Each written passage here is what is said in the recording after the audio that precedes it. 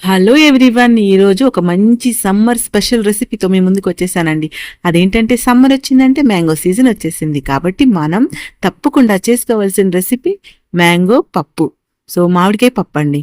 ఇంక లేట్ చేయకుండా చూసేద్దామండి. వీడియోనైతే లైక్ చేసి చూడడం స్టార్ట్ చేయండి. ముందుగా కందిపప్పునైతే తీసుకొని ఇక్కడ ఏం చేయాలంటే ఒక హాఫ్ అన్ అవర్ నుంచి 1 అవర్ వరకు దాన్ని నానబెట్టుకోండి. ఎందుకంటే మనకి మామిడికాయ వేస్తాం కాబట్టి ఆ పులుపుకి పప్పు అనేది సరిగ్గా ఉడకదు. అలాగే మనం నానబెట్టుకొని కుక్ చేసుకున్నామంటే గ్యాస్ కూడా తక్కువగా అవుతుంది కదండి. అందుకని ముందుగా కందిపప్పుని ఇలా నానబెట్టుకోవాలి. ఒక 1 అవర్ అయ్యాక ఇలా అవుతుందన్నమాట. ఇప్పుడు ఇంకొకసారి వాటర్తో క్లీన్ చేసుకొని దాన్ని కుక్కర్లో వేసేసుకోండి.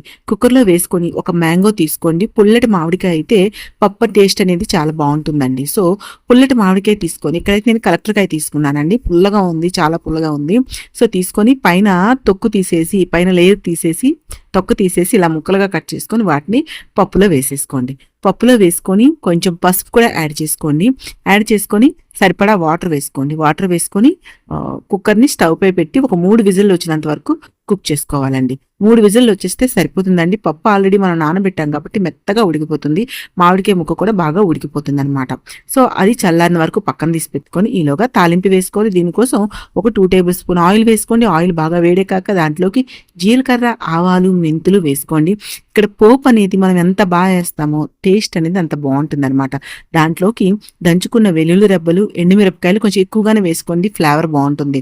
కొంచెం కొత్తిమీర వేసుకోండి. తర్వాత మనం ఇప్పటివరకు ఉప్పు వేయలేదు కదండి, ఉప్పు టేస్ట్కి తగ్గట్టు వేసేసుకోండి. వేసుకొని పప్పు చూసారా, పప్పు మామిడికి బాగా ఉడికిపోయింది కదా.